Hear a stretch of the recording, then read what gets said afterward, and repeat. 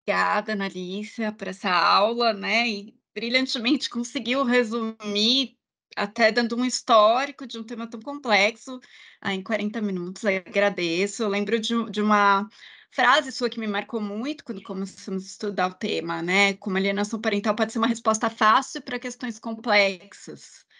Né, e a quem interessa essa rapidez, a quem interessa essa difamação, especialmente das mulheres num país que é campeão, infelizmente, de feminicídios. A gente tem altos índices de violência doméstica, de feminicídio, um país tão violento com as mulheres, né. E é importante destacar também que é uma lei que só existe no Brasil, né, com essa cultura, com esse caldo cultural que a gente tem. E fica essa questão aí para a gente debater depois, é uma lei que protege ou desprotege, na verdade? Não só as crianças, as mulheres, especialmente as mulheres em situação de violência doméstica, as famílias, né? Inclusive esse sofrimento todo que gera, em todas as pessoas envolvidas, inclusive nos homens, nos pais, enfim. Então, eu vou reforçar que o chat está aberto para vocês deixarem comentários, perguntas, já podem ir escrevendo, depois a gente vai organizar, tá bom? E também queria saber, se quem quiser compartilhar, se já tinha tido contato com essa visão mais crítica da alienação, acho que é interessante a gente saber também. E agora eu vou apresentar para a gente seguir com os debates, a nossa próxima convidada, que é a Edna Fernandes da Rocha Lima. Ela é doutora em Serviço Social pela PUC de São Paulo. Atualmente é assistente social do Judiciário, né, do Tribunal de Justiça do Estado de São Paulo, e também tem um livro que recomendamos muito, que é Serviço Social e Alienação Parental, Contribuições para a Prática Profissional. Então, já passo a palavra, Edna, agradeço muito a presença e você também é nossa referência nesse tema. Obrigada. Ok, obrigada, bom dia, né, a todos, todas e todos que estão aqui presentes. É um prazer imenso estar aqui, mais uma vez, né, também, assim, agradecendo ao convite e também pelo reconhecimento. É um prazer estar com todos vocês, com a Analícia também, mais uma vez. E assim, eu me organizei de outra forma, eu não vou utilizar slides, né, mas só complementando o que a Ana colocou, eu já estou há 17 anos, tá, no Tribunal de Justiça. Trabalhei inicialmente com varas de infância, família, e há mais ou menos 13 anos focando no trabalho em varas da família. Como ela colocou, né, eu publiquei o ano passado o meu livro, vou até mostrar aqui para vocês, já fazendo aqui um merchan também, né, pessoal, para vocês se interessarem em comprar o livro. Ele foi publicado pela Cortez em outubro e ele está disponível no site da Cortez, tá certo? Então, faço o convite à leitura. Então, assim, do que a Analícia foi trazendo aqui de discussão, né, apresentando a temática da alienação parental, a gente está muito alinhada, assim, né, nesse debate. Ela trouxe questões sobre o histórico da lei que eu achei muito bom ela ter apresentado, né, como ela colocou, não aprofundou, e parece até que a gente meio que pensou, mas não pensamos juntas, mas eu achei legal ela ter feito isso, porque eu achei melhor não começar, né, apresentando esse histórico, porque eu quis trazer aqui para vocês, né, pessoal da rede, algumas questões focadas nessa questão dos conflitos familiares, né, do nosso trabalho a estes conflitos, né, esses casos altamente litigiosos, né? Então, é a partir desse tema, né, que eu vou começar aqui com vocês, e só colocando assim um pouquinho, né, falando em trabalhos de varas da família, quais são os processos, né, os tipos, os assuntos, né, a classificação dos processos que a gente atende em varas da família e que são atravessados pela questão da alienação parental, né? Porque, em geral, a gente atende processos envolvendo guarda, regulamentação de visita, alguns até com a temática de alienação parental, mas mesmo que não tenha alienação parental ali no meio, como a Ana Alicia colocou, surge muitas vezes de forma banalizada, né? Mas assim, nós, assistentes sociais e psicólogos, nas varas da família, atuamos com, além de guarda e regulamentação de visitas e alienação, questões de maternidade e paternidade socioafetiva, questões de alimentos, às vezes atravessam também, né? Mas aqui no estado de São Paulo, por exemplo, nós temos um provimento, que é o provimento 3 de 2019, que coloca que nós, assistentes sociais e psicólogos, não vamos trabalhar com essas demandas de alimentos, mas volto aqui, muitas vezes elas também atravessem, né, esses conflitos. Questões de curatela e tomada de decisão apoiada de pessoas idosas e também de pessoas com deficiência. E, gente, por incrível que pareça, né, também tem emergido processos de idosos e pessoas com deficiências que estão também, as famílias, alegando, reivindicando reconhecimento de alienação parental, muito embora a lei trate de crianças, né? Isso não tem surgido assim com tanta frequência, mas chama a atenção e salta aos olhos, né? O quanto que essa lei, né, como a Analícia foi bem colocando, ela vai se capilarizando mesmo, esses desdobramentos que a lei tem. Com tanta demanda que a gente já tem com as crianças envolvendo situação de alienação parental, pensa também, né, se isso começa a se espraiar para esses outros processos, porque a gente tem uma demanda grande de atendimento a pessoas idosas, né? Isso tem crescido cada vez mais, até pela longevidade também, né? Das pessoas idosas no Brasil, né? Então, isso é uma questão que tem chamado a atenção e que também exige de nós profissionais atenção, né, a esse debate, né, de alienação parental. E além dessas demandas, né, que aí a gente está falando aqui pensando nas famílias monogâmicas, né, formado por casais héteros, mas também tem surgido em torno né, desses casos altamente litigiosos, questões envolvendo união homoafetiva, além de questão também de disputas de guarda de filhos, né, fora, entre aspas, aqui fora do casamento, enfim, união né, de filhos de um com filhos, né, os meus, os seus, os nossos, enfim, várias demandas, e todas essas permeadas por conflitos familiares, né? Em meio a esses conflitos, o que essas pessoas estão trazendo, né? Quando a gente vai fazer uma leitura aprofundada do processo, né, dessas situações em geral, né, no contexto do divórcio, mas nem sempre não, porque ante a multiplicidade de famílias, né, que a gente tem em nossa realidade, a gente também vai ter situações de pessoas que não conviveram, não tiveram uma união conjugal, não conviveram ali no mesmo espaço, mas também filhos, né, em comuns, no meio, né, ali da disputa de guarda, de convivência, né? Então, são inúmeros os aspectos que as famílias apresentam para estarem nesse, né, buscando a justiça, judicializando as relações familiares, né? Em situações de divórcio, isso, né, essa questão que as pessoas costumam falar da incompatibilidade de gêneros, da infidelidade, projetos de vidas distintos.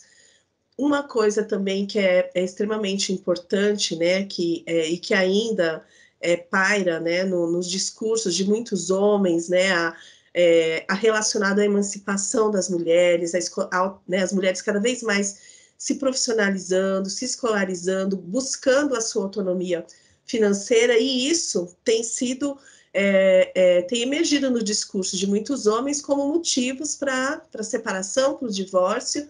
Daí, né, um passo para colocar em questão a capacidade, né, de maternidade dessas mulheres e, logo, né, a questão da alienação parental. Emergem também questões de ordem patrimonial, de divisão de bens, definição de pensão alimentícia, enfim, né, todo esse litígio, né, que vai emergindo aí nas relações familiares, também muito atravessados pelo próprio percurso familiar que essas famílias tiveram aí, né, ao longo da sua história, da sua trajetória, e que muitas vezes são, sim, fomentados pelos advogados das partes, né, que é assim que que são nomeados pais, mães, enfim, pessoas nos processos, né? E aí, no fim, né, de tudo isso, estou falando tudo isso aqui, mas onde que está, né, as crianças e adolescentes, né? Porque é muito comum a gente ver nesses processos, com todas essas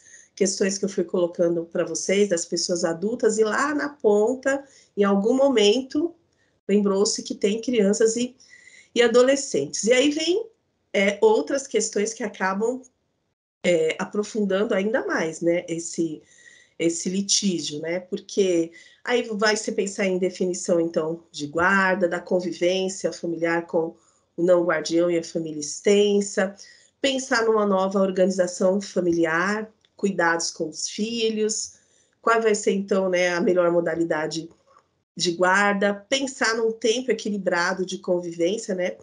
E a tomada de decisões conjuntas, que é uma conta que não fecha, né? E aí, isso tudo, então, é melhor interesse dos adultos ou das crianças? Porque, assim, essa questão da guarda compartilhada, muitas pessoas levam ao pé da letra, né? E principalmente essa questão de tomada de decisão, né? Mesmo numa situação de guarda compartilhada, né? Que a mãe, por exemplo, ficou com a guarda física, né? A moradia de referência da criança é a mãe.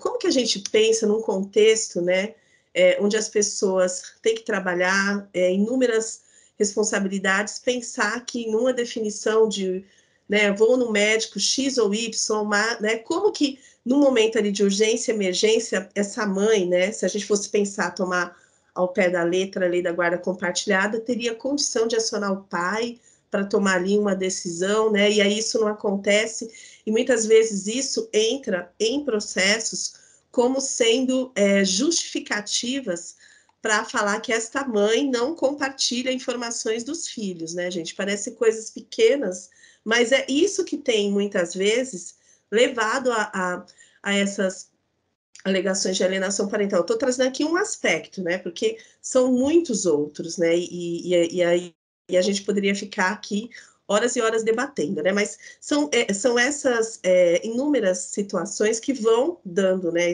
Vão encorpando esse conflito para a gente chegar nessa questão da alienação, né? Das alegações de alienação parental. Mas, e no meio de tudo isso também, né, vem o nosso trabalho, né, enquanto profissional, né, quando essas demandas, seja para nós, assistentes sociais, psicólogos, nos chegam, né, e como que a gente vai com tanta demanda, como que a gente pode pensar em uma possibilidade de atender, né, essas famílias, né, de uma forma integral, né, pensando ali, né, nos direitos, né, sociais dessas famílias, pensar também numa possibilidade de atendimento interdisciplinar, pensar nas questões éticas que envolvem o nosso trabalho com uma demanda que a cada dia mais cresce e muitas vezes somos cobrados a opinar em situações envolvendo alienação, guarda, enfim, e que muitas vezes também atravessada por questões de violência, a gente tem que opinar, né, ali para o juiz dar, né, cumprir a determinação num pouco tempo com um parecer conclusivo, né? E será que a gente consegue, junto a tudo isso, olhar para a amplitude dessas famílias, pensando não de forma fragmentada, né, mas pensando numa visão, numa perspectiva de totalidade, olhando para esta família inserida numa sociedade, pensando na dinâmica dessas famílias, pensando em questões mais amplas também, numa perspectiva de classe, de raça, de gênero, como que a gente consegue fazer isso? A gente tem também tem tido tempo suficiente até para pensar em termos de formação, né, da nossa formação continuada, né, para olhar para essas questões que têm emergido, né, como a Analícia colocou, né, pensando nas relações de gênero, porque no meio de tudo isso, fato que outras questões como religião, né, isso também acaba emergindo, como que a gente olha para essas famílias, machismo, as alterações de leis, né, que tem tido, e aí se a gente pensar, assim, né, nesses últimos anos, né, a gente nós tivemos a Lei Maria da Penha, aprovada em 2006, 2008 a Lei da Guarda Compartilhada, 2010 a Lei da Alienação Parental. Mas será que elas se conectam ou não? Né? Eu acho que isso é importante a gente pensar, não de uma forma ligeira, linear, mas como que essas legislações foram socialmente construídas e como a Analisa bem colocou, sem, né, principalmente a lei da alienação parental, sem uma efetiva participação da sociedade civil, né? E são todas essas demandas, né, que eu fui aqui colocando para vocês, que acabam muitas vezes se tornando esses dilemas, né? E que as famílias, de forma geral, judicializam, né, as suas questões e esperam que o judiciário dê uma solução, né, para esses dilemas, mas eu acho que é importante também a gente pensar, né, que para além, né, desses dilemas, né, que as famílias colocam, mas em termos de políticas públicas, as famílias, né, essas famílias, elas estão de fato sendo atendidas ou elas estão sendo responsabilizadas, né? Então, esses conflitos, né, essas questões, essas dificuldades que pais e mães estão apresentando no judiciário e que muitas vezes são nomeadas como alienação parental, elas têm a ver com a dificuldade ou inabilidade dessas pessoas ou tem a ver com um contexto mais amplo e que a gente pode pensar, por exemplo, em termos de acesso à educação, transporte, saúde, trabalho decente, né? O quanto que todas esses direitos fundamentais que estão garantidos na Constituição Federal, mas as pessoas não têm o devido acesso e o quanto que isso repercute na organização da família, no exercício da parentalidade, em violências que vão se reproduzindo no interior dessas famílias. Eu entendo isso como um aspecto fundamental para nós estarmos atentos, sejamos do judiciário, sejamos da rede de atendimento, porque todos nós fazemos parte do sistema, né, de garantias, né, de direito, né, do sistema de justiça, direta ou indiretamente, né? Então, se a gente, enquanto profissional, não tiver atento a esse contexto, é muito fácil cairmos nesse enquadre, né? Enquadrar as famílias, né? Por exemplo, na lei da alienação parental, né? E quando essas demandas, né, chegam para a gente, né? E aí eu estou colocando aqui a gente, enquanto profissionais, pensando não só no judiciário, mas pensando também e principalmente na rede de atendimento, porque para nós, quando essas demandas chegam, a gente vai ouvir a todos e principalmente ouvir essas crianças, né? Por exemplo, numa demanda que surge, né, de uma situação de violência, né, que foi atendido na vara de violência doméstica, mas essas crianças vão para a rede de atendimento, né, no serviço de proteção à violência. Como que nós, profissionais, estamos ouvindo essas crianças, né? A gente, para além do contexto judicial, né? Mas como que a gente está ouvindo essas crianças, né? Porque muitas vezes, né, tem o discurso, né, de que não ouvir essas crianças, ou dependendo da forma que vai se abordar essas crianças, isso também seria protegê-la, né, pensando aí numa perspectiva do melhor interesse das crianças. Eu também trago esse aspecto, porque eu tenho visto em algumas situações, aí eu estou falando mais assim do meu espaço de trabalho, que muitas vezes profissionais têm deixado de ouvir as crianças, inclusive assistentes sociais, né? Porque entende que a criança ou adolescente seria melhor ouvido pela psicologia, mas todos nós ali, psicólogos e assistentes sociais, nós, em tese, temos, né, o nosso preparo para atender essas famílias, seja da formação ou profissional ou formação continuada, e isso é também uma atribuição nossa, ouvir essas crianças, porque se a gente não ouvi-las, a gente não tem condição de conhecer essa criança, perceber como que essa criança se situa nessas famílias, né? Então, eu acho que isso é um aspecto extremamente importante para a gente levar em consideração, né? E todo esse cuidado que a gente tem para atender, né? Seja as crianças, seja os adultos dessas famílias, num risco que a gente pode incorrer até de buscar essas verdades, né? Absolutas, né? E mais ainda, né? Isso se tornando uma armadilha para nós, profissionais, né? Seja por questões éticas, seja pelo risco da gente culpabilizar e punir ainda mais essas famílias, além também do risco de tensionar esses conflitos, né? Eu acho que isso é um aspecto para a gente estar atento, porque isso também, né, de tudo que a gente está atendendo ali nos nossos, seja no atendimento da rede ou mesmo no judiciário, a gente produz documentos técnicos. E a forma que a gente escreve, a forma que a gente analisa, isso vai ter uma repercussão, né? Porque isso vira prova no processo, né? Então, isso é um aspecto extremamente importante para a gente pensar, né? Isto posto, então, pensando aqui, eu quis fazer um apanhado, assim, né, um arrazoado desses conflitos que nós atendemos, né, e o quanto eles são atravessados pela questão da alienação parental.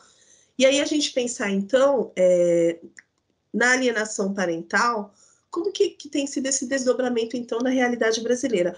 A Analice, ela já fez uma apresentação extremamente importante, né? E, então, eu não, como eu falei para vocês, eu não vou me debruçar nesses aspectos que ela já até apresentou, mas, assim, o que tem que ficar claro aqui para todos e todas, né? E a Analícia também até apontou isso, né? O que a gente está trazendo aqui para esse debate, ele não é fruto do achismo, né? Não é uma crítica simplista de oposição à lei, né? Tudo que a gente está colocando aqui é fundamentado em pesquisa científica, experiência profissional de anos e anos, né? Eu também estudo esse tema há mais de 10 anos também. Então, são reflexões que são construídas de uma forma sólida e que, para além de polarizar, trazer reflexões aos profissionais, né? Até porque a própria analista até foi colocando aí, né, da trajetória desse percurso da lei, dos impasses, né, desses últimos tempos que até teve um maior debate, mas no fim isso não se materializou, né, na mudança, né, da lei, né, que pensava-se, o objetivo era pensar numa revogação, mas a lei ela foi alterada, né, e no meu entender até incrementada com mais cobranças, né, a nós profissionais. E aí, nesse sentido, é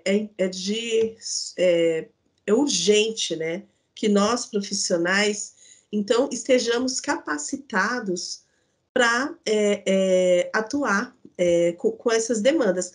Porque se a gente partir do princípio que tivemos uma alteração ano passado de lei e que, a princípio, não tem uma perspectiva de revogação da lei, né, que é o que os movimentos têm buscado, né, então a gente tem que saber que se essa lei não vai se revogar, como que a gente vai trabalhar então com essas demandas?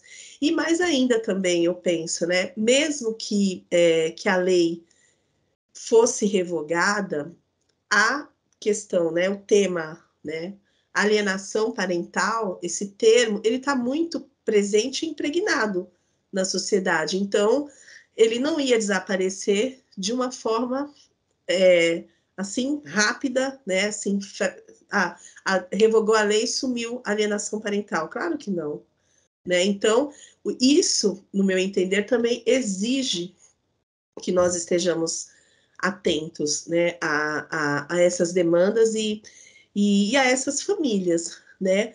E aí, assim, a Annalise, ela trouxe já, né, então,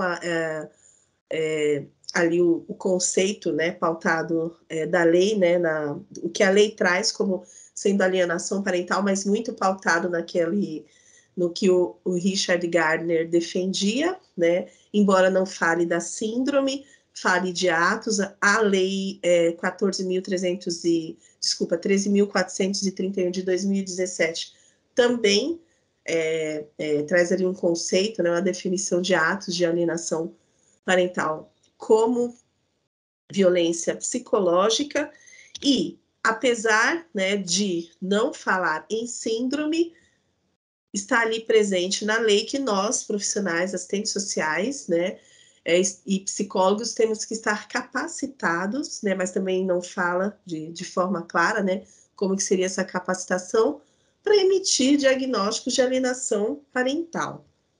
Né, nós, profissionais, e aí pensando, por exemplo, no serviço social, né?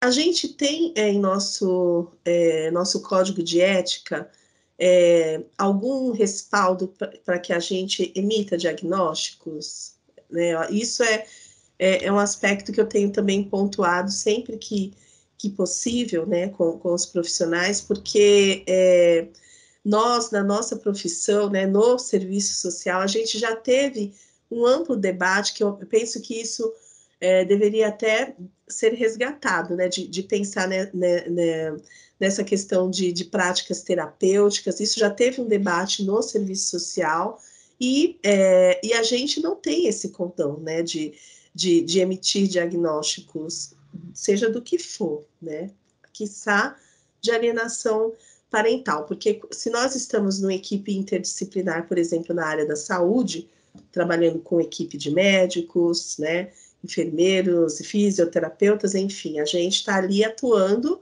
com o paciente, né, mas a gente não vai ali emitir diagnósticos, né, então, vindo para o campo da justiça e mesmo da rede de atendimento, isso também prevalece, né, gente, então a gente tem que estar extremamente atento, olhar nas entrelinhas da lei no que está claro, mas também oculto, é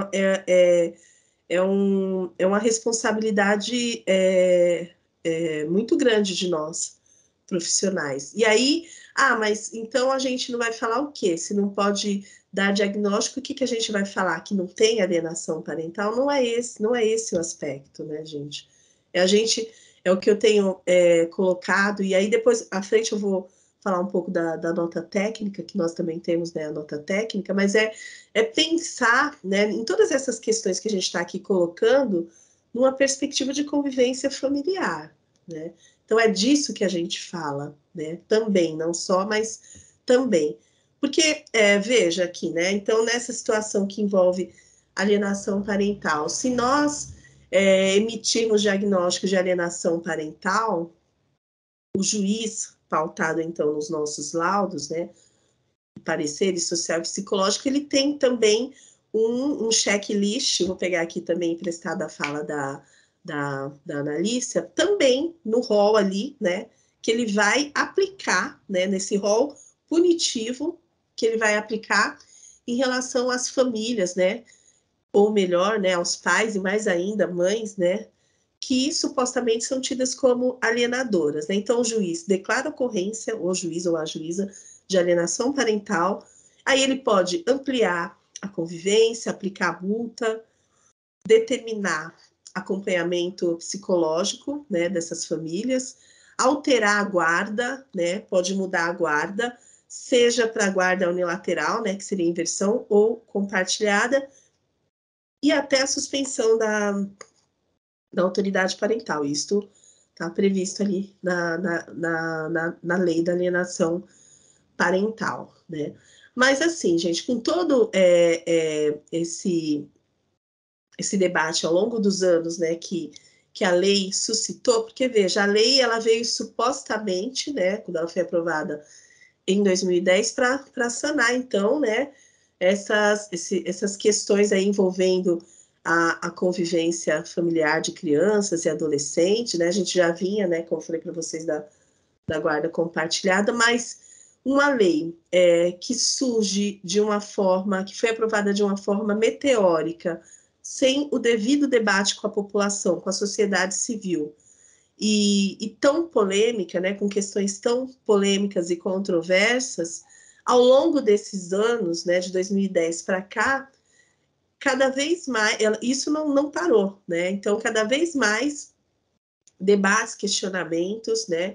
E aí, como a Annalisa já colocou, né, projetos que visavam revogar a lei em sua integralidade ou revogar alguns artigos. Tivemos notas públicas, né, inclusive do Conanda, né, colocando ali, apresentando a repercussão dessa lei nas situações, especialmente situações que envolvem denúncias, né, de abuso sexual contra crianças e adolescentes, denúncias que muitas vezes não se confirmam, né? Uma denúncia que não se confirma não significa que não houve o abuso sexual, né?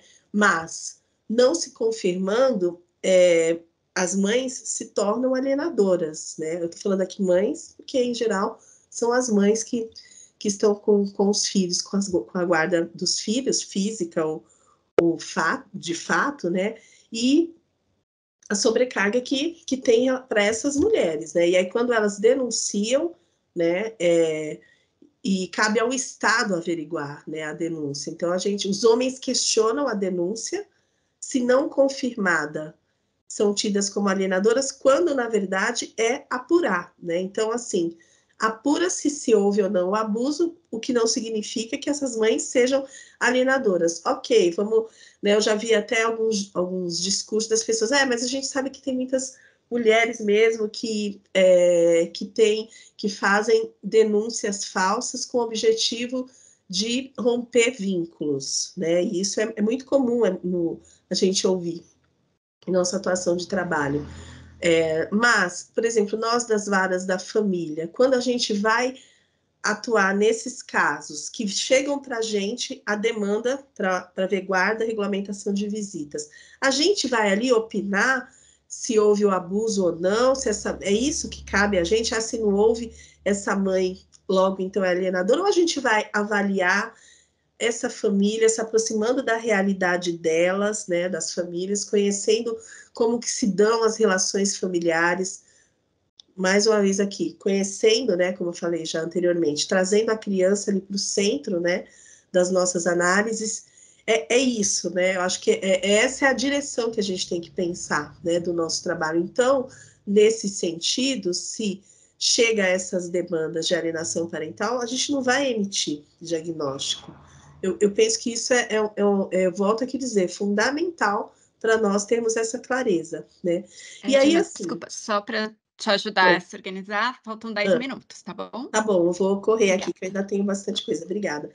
Porque, assim, em fevereiro do ano passado, né, e aí já puxando já para mais para recente, a gente teve vários aspectos aí que até chegar à aprovação da lei em maio. Então, nós tivemos em fevereiro o posicionamento do Conselho Nacional de Saúde, recomendando que psicologia, serviço social e medicina não fizesse uso, né, desses termos, a alienação parental e síndrome da alienação, enfim, todas as derivações. Tivemos aquele projeto, né, em fevereiro de 2022 também, que a Analícia fez menção, o projeto 634 de 2022, que propunha a alteração da lei. O projeto, quem tiver a possibilidade, eu também não vou aqui me debruçar, de ler, vai ver que não, muito pouco do que estava no projeto se concretizou e se materializou na alteração da lei, né? Uma das questões que até tinha era que não fosse deferida guarda compartilhada para pais que estivessem com denúncia ou medida protetiva, né? Tivesse o processo tramitando. Só que isso não aconteceu, né? Por outro lado, e aí, gente, eu não vou nem dizer se isso é um aspecto positivo, né? Até falo entre aspas, mas aquele artigo que eu comentei com vocês, né? Ou melhor, o item 6, né? Do inciso sexto, não, sétimo, do artigo 6, que falava da suspensão de autoridade parental, esse foi revogado. Então, não há mais a possibilidade de suspender a alienação, a autoridade parental, se for diagnosticado a alienação parental. Por outro lado, a lei trouxe algumas mudanças que incidem diretamente no nosso trabalho, e aí eu penso judiciário e rede de atendimento, garantia mínima de visita assistida às crianças, que vão ser realizadas por profissionais nos locais onde tramitam os processos, ou eventualmente, se tiver algum convênio. Aqui na capital, por exemplo, nós temos o CEBAD, que é o Centro de Visita Assistida, né, capital de São Paulo, né? Mas uma demanda muito grande, que não tem condição de todas as famílias serem atendidas, né? Então, como que fica? Será que isso vai rebater na rede, né? À medida em que, se for cumprir ali a lei, né, do jeito que manda o figurino? Uma outra questão que a Analícia também já trouxe, ouvir essas crianças, né, por meio do depoimento especial. Então, veja, né, a gente tem o depoimento especial, que as crianças são ouvidas no âmbito da justiça criminal, né, em situações de violência, e nós, nas varas da família, atendendo essas crianças numa lei, com base numa lei que tem uma perspectiva do âmbito criminal, e nós, varas da família, na perspectiva de proteção. Então, acho que isso é uma questão que cabe também aprofundar o debate, mas a gente não tem tempo agora. E a questão também de nomeação de peritos e peritas de bancos de peritos, né?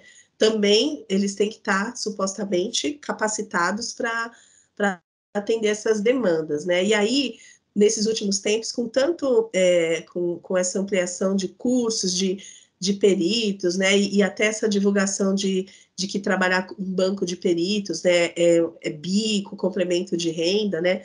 Então, acho que isso é um aspecto que eu também tenho me debruçado e olho com preocupação, né? Porque a perícia é algo complexo, né? A perícia a gente precisa de estar capacitado, mas a gente também fortalece a nossa experiência no cotidiano de trabalho, né? E não de uma forma aligeirada, né? Então, isso é um aspecto que eu também acho que é importante e que repercute, né, no nosso trabalho, né, gente? E aí, também em 2022, nós tivemos a nota técnica do serviço social. A nota técnica é muito clara também do serviço social, na perspectiva do nosso projeto ético, político, profissional. As imposições da lei da alienação parental, elas se tornam uma armadilha, né? Não há, no nosso projeto ético-político, a nota deixa isso claro, a possibilidade da gente emitir diagnóstico de alienação parental. Então, nesse sentido, o que o nosso projeto, né, o que a nota técnica, melhor dizendo, recomenda, indica, é que a gente utilize categorias como proteção social, né, convivência familiar e comunitária, e direcione as nossas análises para contribuir nessa direção, tá certo? E não utilizar essas terminologias, né, como alienação parental, síndrome da alienação parental, porque elas não têm base científica, né, como a Analícia bem expôs na apresentação dela, tá certo? E aí, assim,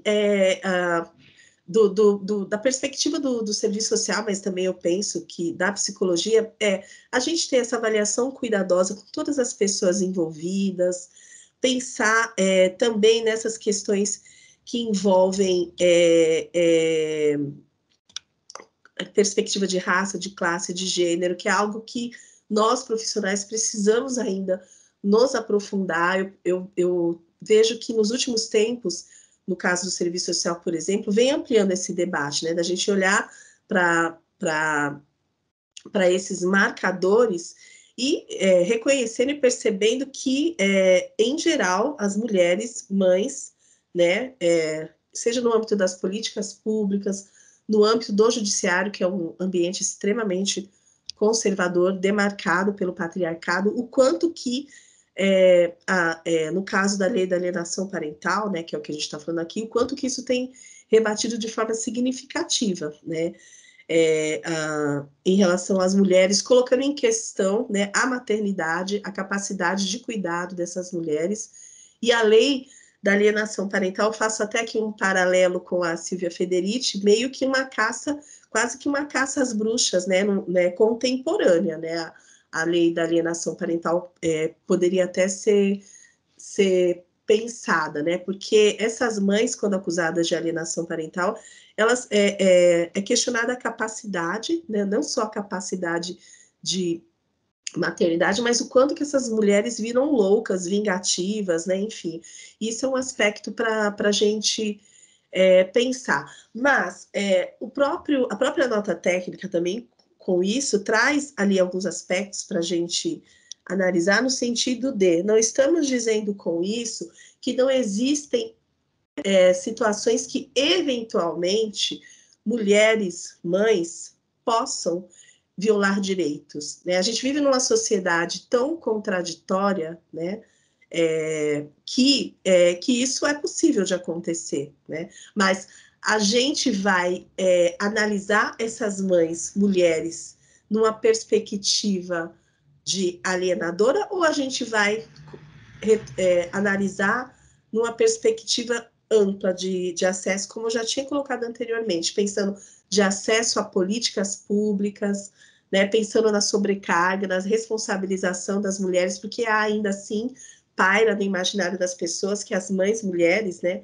que têm que cuidar, né, dos seus filhos, mas ao mesmo tempo essas mulheres são questionadas pela capacidade de cuidados, né, e assim, gente, com tudo isso, e quando essas demandas chegam para os profissionais da rede, né, os profissionais da rede em algum momento já pensaram, nosso atendimento repercute nas decisões judiciais? Quando a gente emite um relatório aqui no CRAS ou no CRES, e que eventualmente esse relatório vai compor o laudo, porque o laudo não, desculpa, o processo, porque a gente sabe que relatórios entrou num processo, ele vira uma prova. Eu tenho consciência que o meu laudo vai virar uma prova, e eu sei que o meu laudo pode circular, sair do processo e circular. Quantas vezes eu já tive essa experiência das pessoas me procurarem depois que eu elaborei o laudo, com o laudo na mão, né? Isso é comum acontecer. Então, a gente sabe que os nossos documentos, de alguma forma, circulam. Então, se a gente tiver essa clareza, e aí pensando no pessoal da rede, que esses relatórios e o que a gente produz, de alguma forma, vira prova em processo judicial, é fundamental que a gente tenha cuidado com o que a gente está analisando e com a escrita que a gente emite nos laudos, certo? Isso é fundamental para vocês que estão na rede ter essa clareza, tá certo? E caminhando para o final, né, porque eu acredito que talvez tenha até passado já aqui do meu atendimento, né, o que eu penso e reafirmo aqui é a gente pensar na nossa atuação, né, à luz, né, das relações de sexo, de gênero, de raça e de classe, analisando as contradições que estão postas, né, na realidade que essas famílias vivenciam, e nesse sentido, é por isso que nós não devemos emitir em nossos laudos, né, reproduzir posições conservadoras que contrariam os princípios do nosso projeto ético-político, tá certo, gente? Então, reitero aqui, né, a importância da gente fugir dessas terminologias, pensando, então, na perspectiva de proteção social, não só às crianças, mas às famílias de forma geral, tá certo? Eu dei uma acelerada aqui no final, né, mas quando for no momento do debate, dúvidas que eventualmente surgirem, eu me coloco à disposição, tá certo? Muito obrigada.